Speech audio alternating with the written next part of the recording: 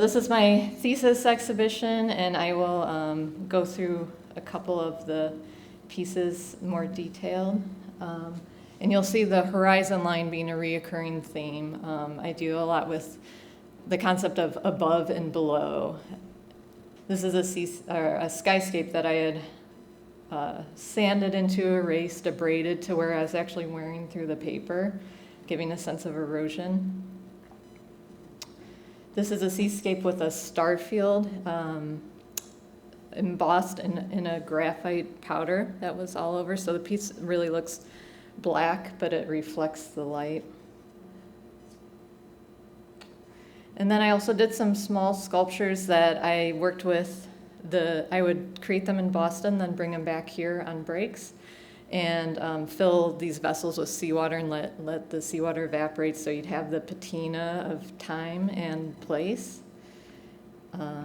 This is a piece where those panels were actually left in False Bay for a few days, and then I'd photograph False Bay. So there's the actual bay working on the metal. And another piece similar where I was burying these spheres in different the places that were biographically important to me.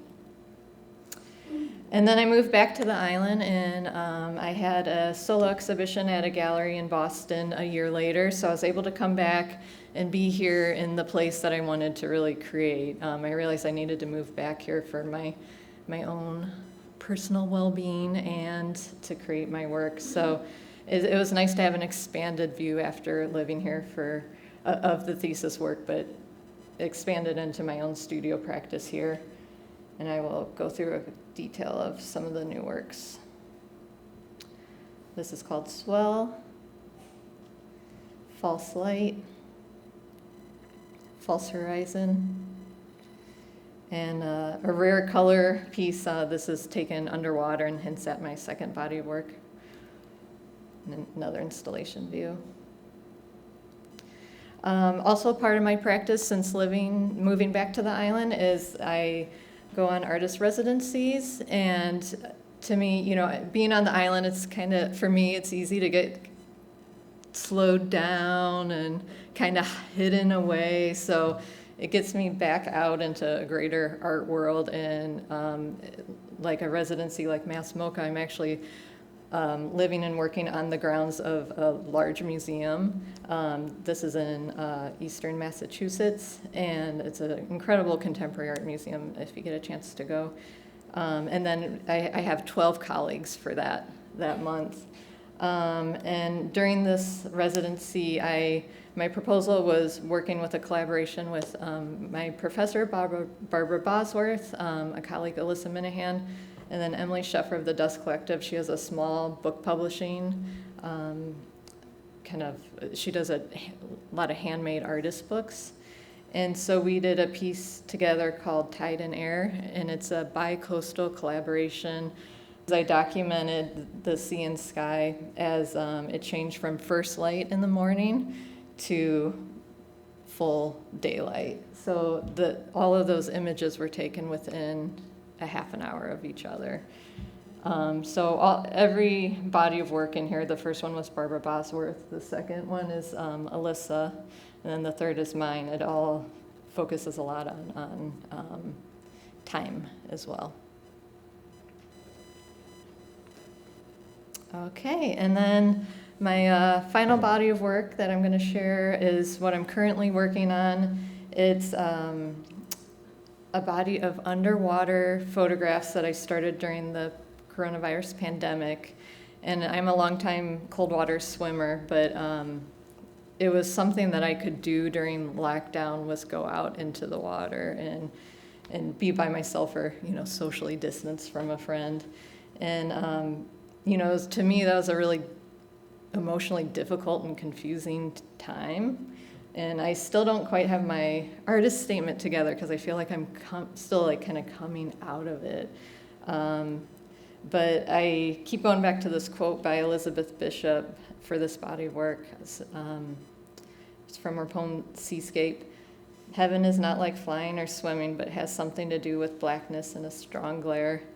And to me, that talks about above and beneath and a little bit of an awkward reaching for transcendence. So with this work, I like confusing whether we are underneath the surface or kind of almost up in the clouds or up in the night sky.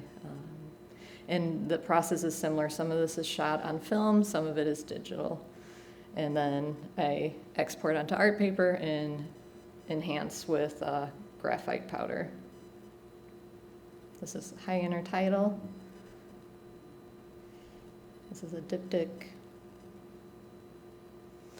And then I also chose to work with the sea creatures that you see, and specifically the jellies and invertebrates. And with the jellies, you're able to get pretty macro with them and kind of abstract them into basic forms.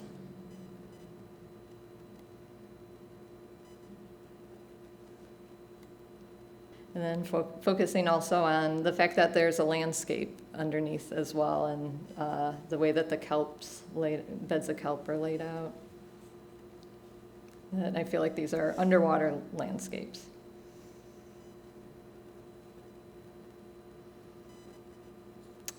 And that's it. You can see more of my work on my website, and I also post some of my process to Instagram, although I'm a little bit less busy right now in my studio because I have a 1-year-old daughter. So. All right, thank you. Thank you, Danielle. I just want to say that our community is very happy that you came home. Jane Kidd, everybody. Thank you. Okay, so nice to be here. I live on Salt Spring Island, and I'd just like to acknowledge that I live and work on the ancestral and unceded territory of the Coast Salish people on Salt Spring. And I need to thank Peter Lane and the amazing volunteers at the museum. What a phenomenal resource you have. And of course, endless thanks to Richard Steele and Patrick McCullen and Yale Wand from Salt Spring, who have, at their end, made this all possible. My practice focuses on weaving tapestries, and tapestries that encourage reflection on our relationship to the natural world. I'm also very committed to the idea of skilled handwork, and I have a passion for color, for pattern, and for detail. Those are the aesthetic concerns that really fuel my practice, along with the conceptual concerns. Throughout my career as an artist, I have explored ideas that reference my experience of the world, and to do this, I've chosen to work almost exclusively with the process of woven tapestry. I find tapestry compelling, and a compelling medium partly because it's very sensual. It involves so much hands-on approach to the work. And it also allows, through a rich material base, access to imagery and content. And I'm always very interested in layered content and ideas in my work. It also is surprisingly fluid medium. I think people think that it's very restrictive, but in fact it allows a lot of interpretation, a lot of experimentation through the actual working process.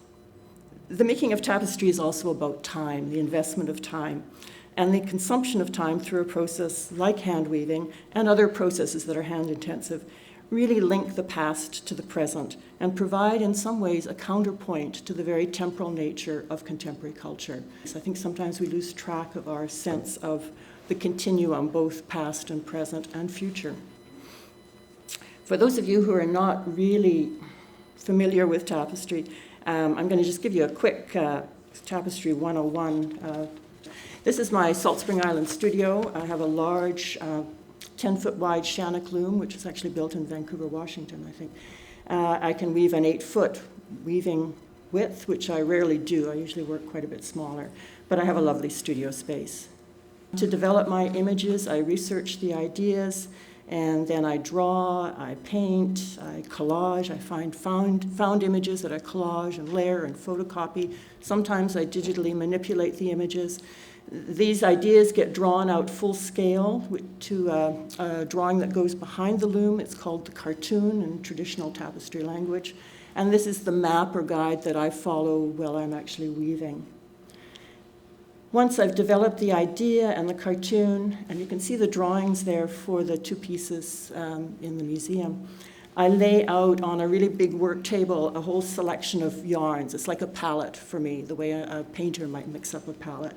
And this is the most fun part. This is what I really enjoy doing, laying out these colors and thinking how they're going to unite to really pull the image out and elaborate and provide the detail that I'm interested in working with.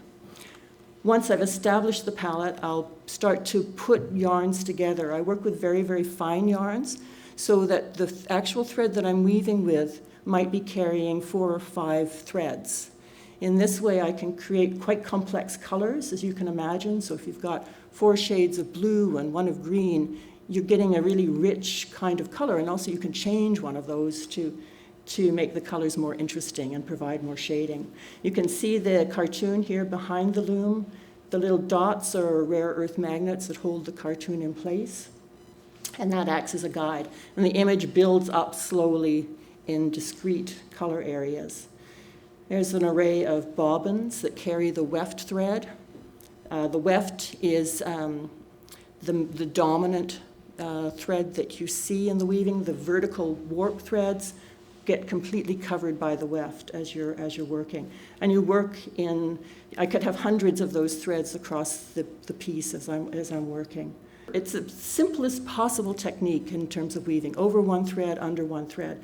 But the complication comes in the fact that you can go over one thread, under 1 thread, and then change colors, introduce another color. So the potential for detail and color shift is extensive, extraordinary, and really quite engaging, because you make all these decisions and you can change things as you go. I've worked on a number of themes throughout my fairly lengthy career. Certainly the dynamics of color, symbolism, the value of handwork is always a subtext in my work. The assimilation of nature into material culture, genetic modification. And for the last 10 years, I've really been focusing on our very complicated and often destructive relationship with the natural world. And the series of works that are in the museum are really part of that. The 2 series that initiated that work come from Land Sentence series. The first work in the series, Land Sentence Arbor, references land use issues, in particular the effects of deforestation, drought, and infestation on the forest and grasslands in Western Canada. I'm interested in the human impact on the environment, and I've become fascinated through this series with the effect of technological data, the way we record the environment, and as a way of understanding it, but also sometimes a way of distancing ourselves from it. So I'm really interested in the way we perceive the natural world through technology and how that might affect our relationship with a more intimate relationship to the environment. Land Sentence Pool, our relationship to water use. My images are very abstract. They come from my research, but they are fairly cryptic, and I like people to delve into them and investigate them from a personal point of view. Land Sentence Zoo, the effect of with our relationship to the diminishing animal kingdom, our impact on animal habitats. Another series of works that led into the ones in the museum come from the Phenomena series. There's 4 works in that series. Dry, wet, melt, and burn. I'm going to show you 2 that I think have particular significance right now in terms of what we've all been experiencing. This is Phenomena Wet. These works explore the landscape in crisis, particularly because of the effects of dramatic weather events. Each work consists of 2 sections, a symbolic landscape that is defined through pattern and color, and very stylized image, with an area, either a sidebar or a lower bar, that shows a more finely rendered image that represents the results of climate phenomena. And this one, wet, toxic mold, bacteria growth underlies the more flooded fields that you see. Burn, which is very apropos in BC right now.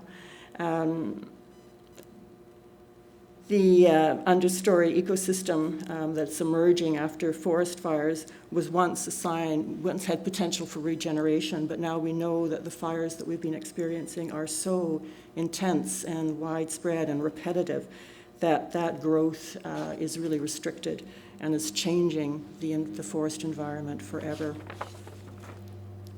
I've recently been exploring some more sculptural potential in tapestry and pursuing ways to link the shape and the installation of the work to the concept. And the result are the two series that you see in the museum, Nothing is Indifferent and Inheritance. Nothing is Indifferent, I employ the natural drape and structure of tapestry weaving. The background area, which is just viewable if you peek in from the sides, consists of a kind of smokestack and clouds of air pollution, the kinds of things that generated acid rain.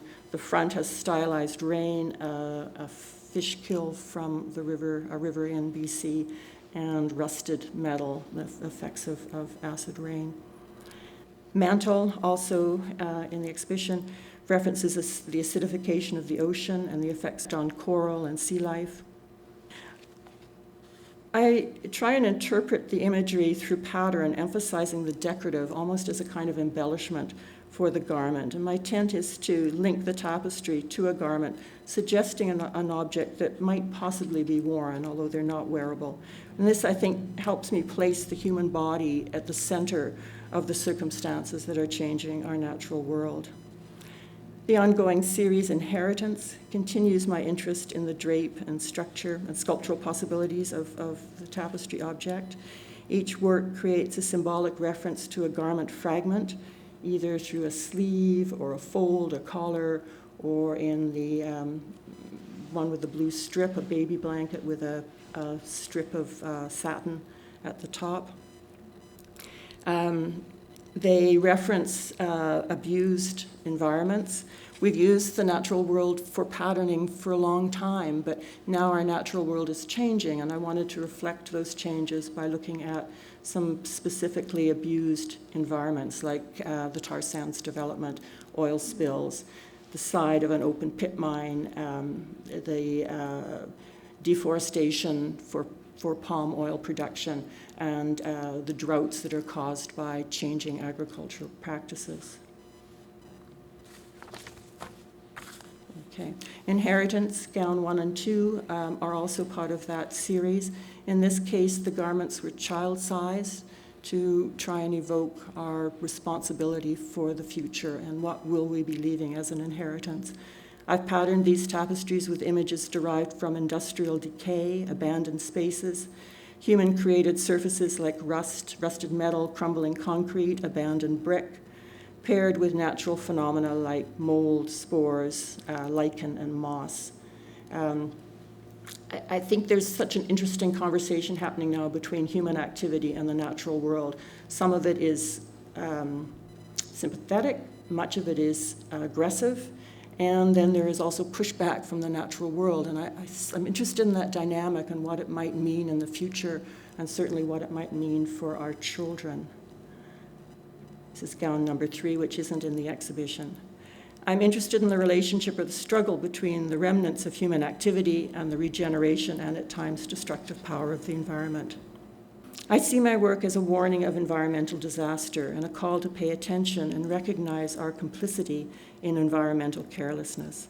I also hope that through my work I offer the chance to celebrate the skill and the value of the handmade object and to encourage viewers to look closely and pay attention.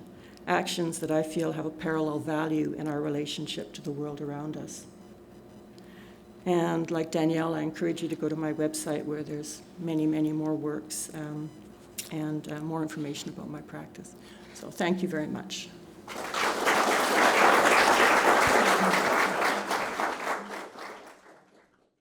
My name is Glenn Hendrick. I've lived on San Juan Island for about 10 years, and I work across a variety of media, including printmaking, painting and drawing, and ceramics, and I kind of have a lot of different imagery that I explore. The work that I have in this exhibition, I'm going to focus on printmaking and landscapes. So this first image is the first print I ever made, which was made during my first year of school at the Art Institute of Chicago. Printmaking traditionally has been a way to replicate images many times and disseminate images in that way, but I was drawn to printmaking more for its ability to create variations on images, more unique images, but variations on themes. Most of my print work from college incorporates nature, natural phenomena. So I was working a lot with photographic processes and really thin Japanese paper and kind of layering ink on paper and seaming paper together to make larger images and seeing how those could float from the wall. So this series is like clouds of cream and water, and so I'm kind of bringing in those natural cloud systems in the ways that I could at that time.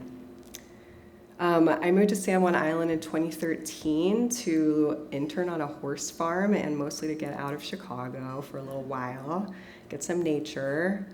And the change of scenery really made its way directly into my work pretty much immediately. I started doing a lot more landscape explorations and just kind of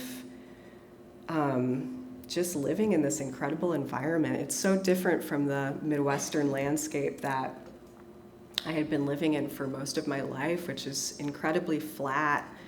In Chicago, you have to go up into a pretty tall building if you want to see anything, get any perspective on your landscape. But here, it's just these vertical drops and these views out to the islands. I'm also the co-director of Alchemy Art Center, which is a community art center on San Juan here. And we got started in 2018 with a ceramics department, and in 2019 we opened up our printmaking department, and so I had access to a press again, which was really great. And this series, which is called River and Mountains, is from that series. It's monoprints using woodblock printing. So rather than carving into the blocks, I'm using paper stencils and layers of ink to build up these images. So I'm still using the wood grain, but I'm not actually making carving marks into the block. This also led directly into the work that I made for the Archipelago show.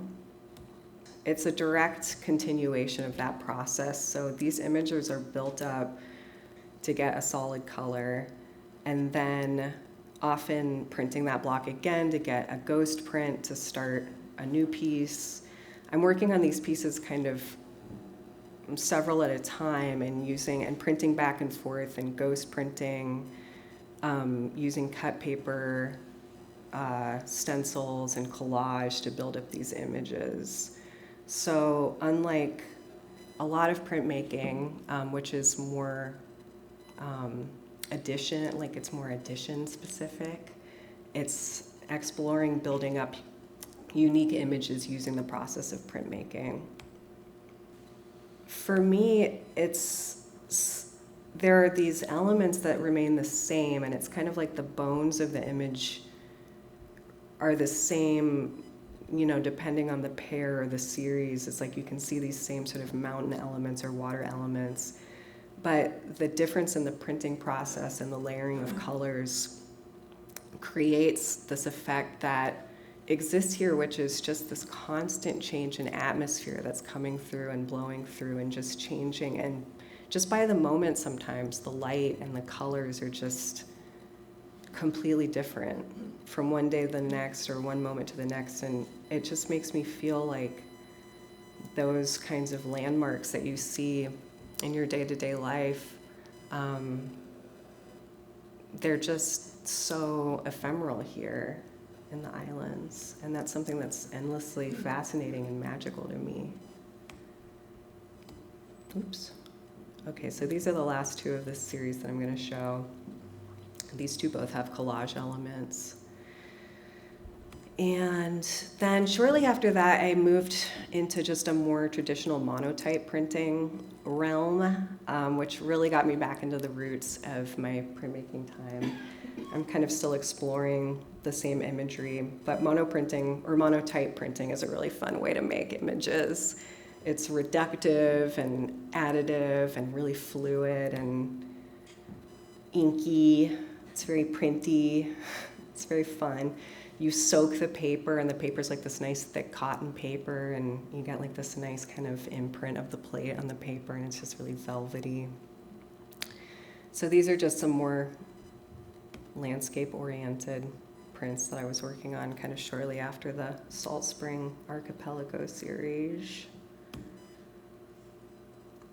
And just still kind of playing with these vistas and these sort of overlapping sort of curtains of perspective. And then I just wanted to finish up with just a few just sketchbook watercolors. These are just kind of notes for future work. I work across media, like I said, and so I do a lot of work in painting.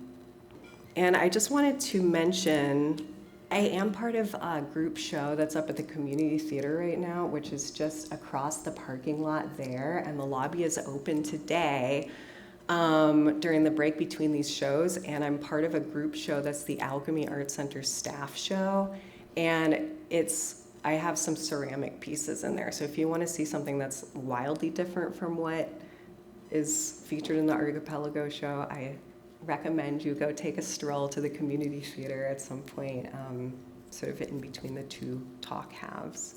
So thank you so much for your time and for, I'm just so honored to be part of this amazing show. So thank you so much.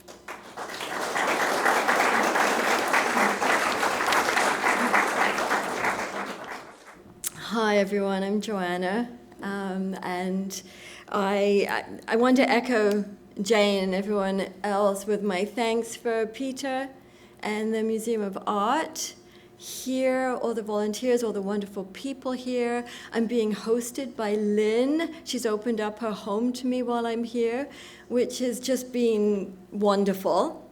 And I want to also thank the Salt Spring people, Richard and Patrick and Yale and Phoenix, everyone who's made this happen. So I actually live on Pender Island, which is part of the Sayout Nation's traditional territory, and I moved there in 1999.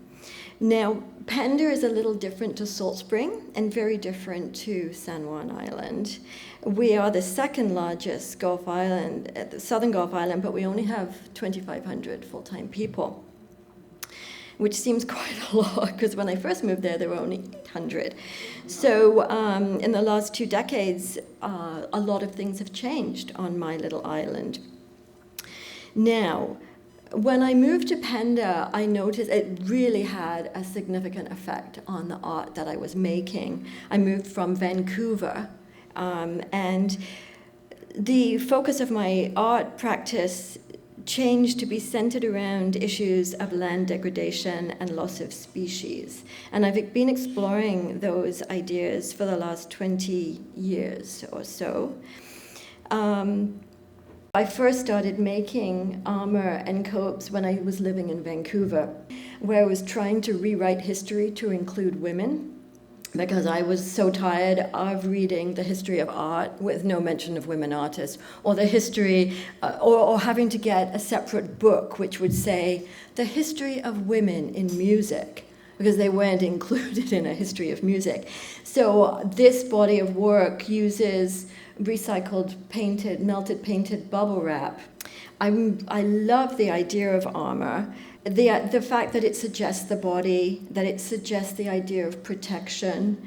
And now my armor wouldn't really help you much if you were actually in a battle situation, but I really enjoy using it as a form to experiment with, and as a way of using my amassed collections of natural and manufactured objects. Sometimes when I'm collecting with a specific project in mind. And other times I'm just amassing things because I like the way they look, and I think, well, one day they'll come in handy. And they usually do. It might be after 10, 15 years, but I've never regretted keeping a collection of things. These two pieces of armor are also at the museum. They go together. The one with the empty bottles is empty promises, and the other one is broken promises. The empty promises came first as a response to the rhetoric building up to an election in Canada. That kind of speaks for itself. The broken promises, they're shells that are no longer useful as homes to living creatures. And the inspiration for that in particular was the growing homelessness in Canada. And I finished that in 2019, I think, and since then the problem has only got worse. Now, from all the pieces that I have in the show at the gallery right now, there are sort of three main themes underlying them. One is the loss of habitat and species due to human activity. And then there's the upending time by creating pieces that look like relics that have just been unearthed, but that actually document the future rather than the past. And then storytelling, which is a very rich textile tradition. A lot of textiles have stories built within them. This piece of armor is called Expired, and it's an example of working with household debris, and these are just bread tags that I must admit, I didn't collect very many of them. I was gifted collections by friends, and they're wonderful to work with as multiples. There's so many differences when you actually sit down and start sorting them. There's so many differences between them. They're just wonderful. And I find that the fragility and endurance of textiles is a wonderful metaphor for the environment. Archaeologically and historically, very few textiles survive. But those that do have been preserved by perfect conditions and extreme care. And so the concept of the robe ward is, imagine a future archaeologist 3,200 years from now discovering this trove of artifacts, like Howard Carter uncovering the tomb of Tutankhamun. They would find coded documentation of a global civilization on the brink of self-induced extinction, a record of the follies of humankind, along with clues to a potential future. Now, this is one of the medieval copes that is at the gallery. It's called Horror Vacui, and it's covered with buttons. It's sort of tells the story of our mothers and our grandmothers' button boxes, and I know many of us used to play with them as kids. I just loved my mum's button collection. So I had my own button collection. It wasn't large enough to cover this, so I got actually 6 button collections donated to me so I could make this. So it contains all those stories of all those women. My parents were both grew up in Birmingham in the UK, and Birmingham actually, one of its industries was button making. So this kind of talks about that. And then there's the whole, going hand in hand, the whole idea of buttons and how the lowly, simple button revolutionized clothing. Before buttons, it was very hard to get fitted clothing. It was loose and draped and tied. And as soon as you had the button, you could have fitted clothes. So I love the idea of that. And that little visual at the bottom there is from the series The Hunter of the Unicorn. It's a medieval tapestry series. And when I was studying textile history, we often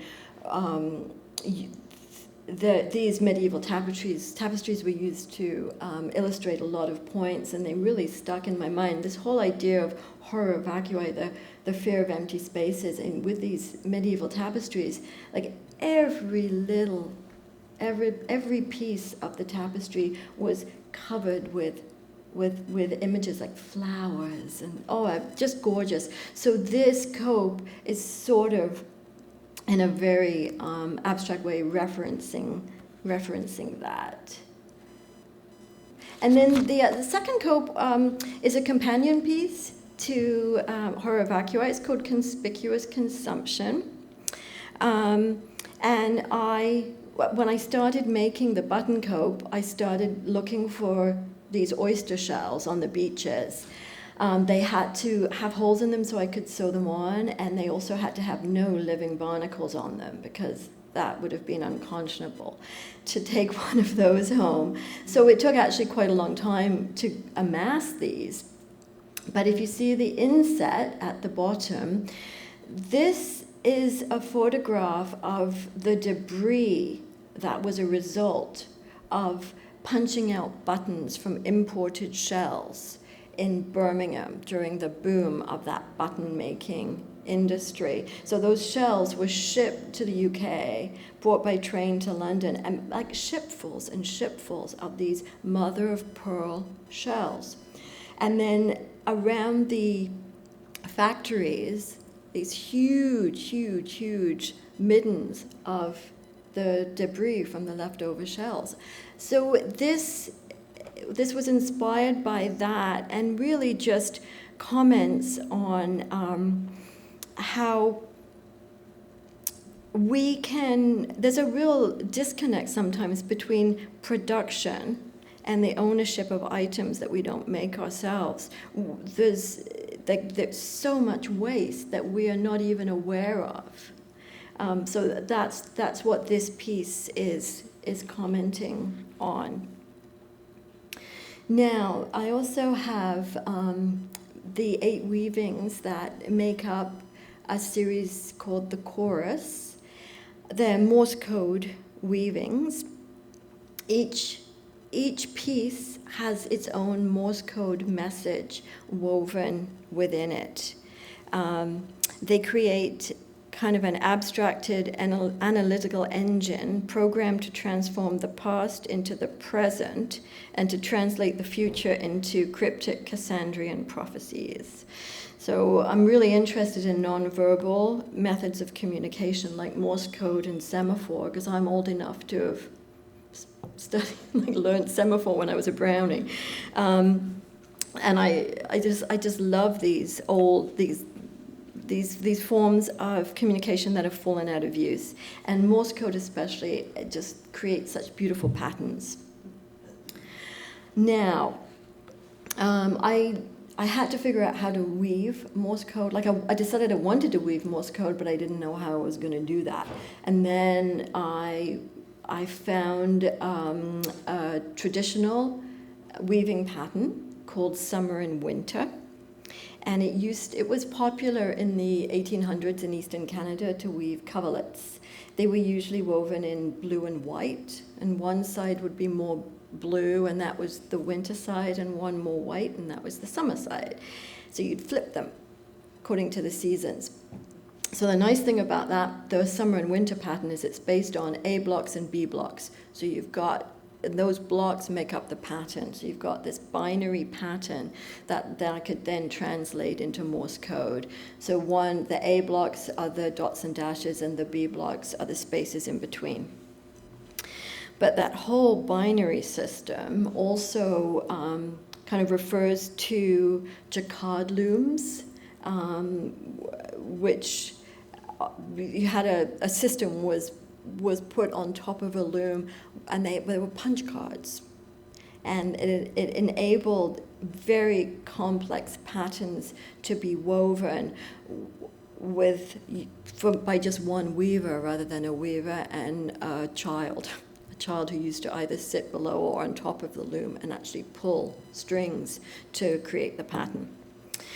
And another interesting thing is that the jacquard loom was the inspiration for Charles Babbage's analytical engine, which was the first general-purpose computer. If you look at the middle image there, a close-up of one of the pieces, I think that one in particular, like it really looks like a circuit board. Anyway, Ada Lovelace worked with Charles Babbage, and she has a wonderful quote. She said, "The analytical engine weaves algebraic patterns just as the jacquard loom weaves flowers and leaves." So she really made that connection. The messages that I've chosen to weave into this series are fragments from poems. And they could be the last words our endangered species silently scream before they disappear forever. They all comment on the transitory nature of life along with its fragility and beauty. It was a lot of fun looking for the perfect quote from poems.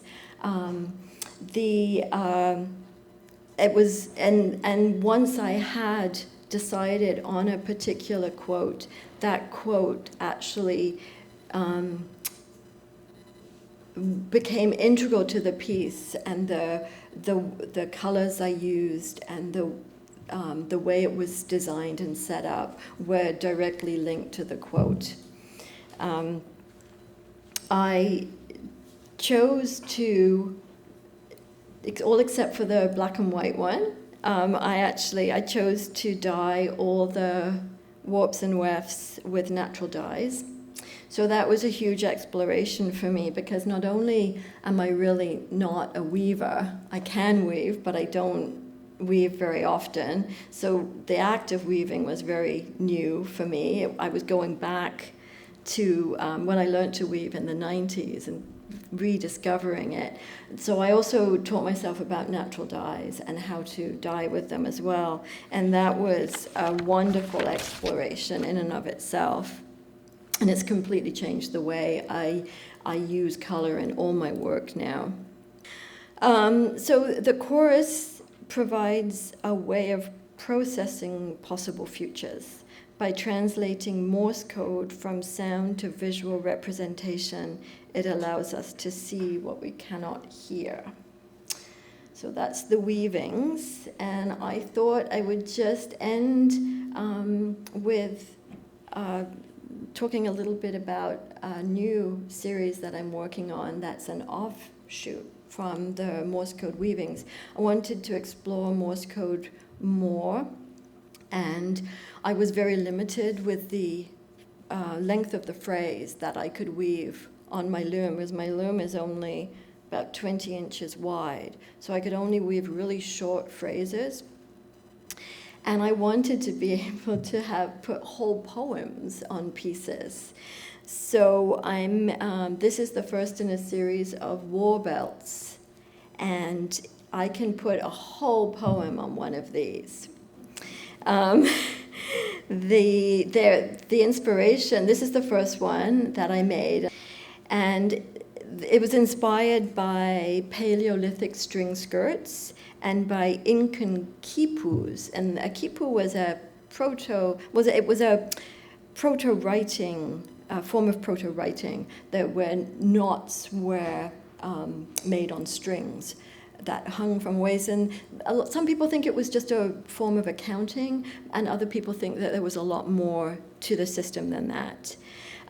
So each string on here represents a letter in the poem, and then there are small knots and big knots representing the dots and dashes of the Morse code. So with this one, it's a war belt for Hippolyta, and the poem is Anthem for Doomed Youth by Wilfred Owen, and it's the whole poem. I put like the first 3 words of the last line of this poem is one of the weavings, so I got to put the whole poem on this one. So this is something. I'm working on my next, the second war belt. I've got everything dyed. I'm just gonna probably when I get home, I'm going to start making it. It's very exciting.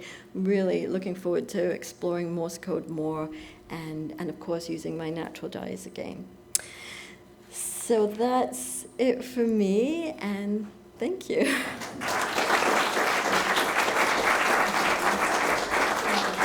Thank you, Joanna.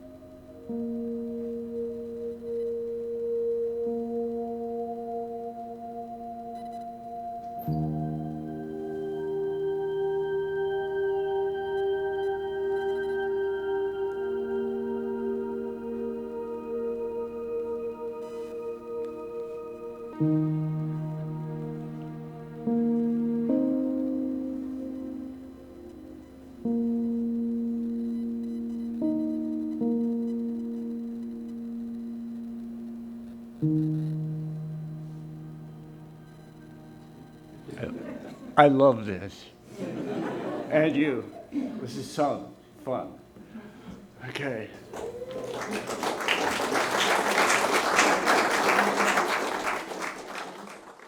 The last to go is Temasan Chaz Elliott, and he can't be with us. So I am going to read what he sent. Chazzy is a much younger individual than I am, so this is your opportunity to envision me about half my age while I'm reading. Hello, everybody. Good day to you all. It is unfortunate I couldn't make it there to meet, learn, and listen to you all. Nevertheless, it means so much to my heart that you have welcomed me to this show and have given me an opportunity to speak about my art. I thank you for your listening and your time. My traditional name is Temasan. It was passed down from my father, and it comes from the traditional name of one of our Gulf islands. And that island, in English, is known as Tumbo Island. I am from the village Sartslip, located in Brentwood Bay, BC. My art is an extension of my family, an expression of my history. Coming from lands and waters I was born of, to speak about my art is to speak about my DNA. My art roots from the ways of my culture, my lifestyle, and my family. I am from the Sanak people and the Lekwungen people. Both are of the Salish peoples. Our native territory is on the southern tip of Vancouver Island and the surrounding Gulf Islands. San Juan Island is part of our homelands with the Sanak territory. My late grandfather could recall paddling there as a little boy with his mom during the night to visit our relatives who had still lived there. On this paddle, he said they pulled their paddles out of the water when a group of orcas were passing by. They did this because our people understood the sounds of the paddles cutting through the water was enough noise to be considered disrespectful to the orcas, whom we consider our relatives. So they patiently waited till the orcas passed by before they put their paddles back in the water and proceeded onward. These types of teachings of respect of our people practiced with all life, and still to this day, we have a rich culture full of knowledge and respect. One of these practices that our people had made come back with our Salish art. I have my late dad to thank as a key figure in the revival of the art form, Charles Elliott Sr., Temo Sanghut. He dedicated his life to the revival of Salish art, right up until he passed away earlier this year. One out of the many things my father taught me was that he taught me to carve. He also taught me the Salish designs and how to make a livelihood for myself through Salish art. Growing up, I was surrounded by his artwork. It's because of this man's dedication to the art, it is where it is today, and I am who I am today. I am forever grateful to him, and I honor him by carrying the legacy on. I also am very honored and grateful to have my mother. She is my biggest support. I've seen her put so much work over the years to support my dad and now to make my journey easier. She is always there for me and my art. She is an amazing woman who has influenced me in many ways, and with her own art. She practices our traditional Salish weaving. Even dyeing her wool is done with plants she harvests. She teaches me a lot about plants and medicines because of this knowledge she carries. I am able to harvest the proper way of our people when working with plants and trees for my own craft. I am very blessed to have been raised by these two amazing artists. Both encouraged me to do my own research and study the work of our ancestors. I find the Salish art is like a visual document. It can act as a retainer of knowledge to the beholder through imagery. Rather than written words, it uses imagery to document by depicting the stories, legends, history, and knowledge through art. There is a type of spiritual connection that you can't get from a book, but you can get from art. The art is the subject and the storyteller tells the topic. Connecting the elders to the youth and the youth to the ancestors by a means of oral tradition. For hundreds and thousands of years, our Salish art has been integrated into our everyday tools, objects, and structures. Through this method of intertwining our art into our everyday, it has kept much of our old knowledge alive. Here is an example of the tools we use to carve. Many of them each have a place and time depending on the project we are carving. For the most part, we carve yellow and red cedar. It's revered as one of the most sacred trees in our culture for how giving it is to our people. We also carve maple and alder and occasionally yew wood. We have always been evolving our tools, and today we may use power tools for starting a project, but to finish a piece, we have to use our traditional style of knives, chisels, sticks, adzes. They work best for our style of carving. Part of being a carver has its community responsibilities. I often carve grave markers for funerals in our community. I also carve ceremonial objects for cultural events. Much of these types of work I do stays within the community, out of public eye, and is paid in respect. The other half of my work I do pays financially, supporting my necessities. This type of work includes murals, paintings, carvings of all sorts, scaling from very small to very large sculptures. I've worked with metal and also digital designs. I've also tapped into decorative side of art, including putting my art on apparel and jewelry as well. My biggest help is my brother Matt. He apprentices with me. He's always there. We do this together full-time and overtime. There are so many others I could talk about in my family and friends that have supported me, and Matt as well. Many of my sisters and relatives have come to help paint or whatever needs to be done. The art I create is not about me, it's about all of us. And with that, I thank you for listening and time.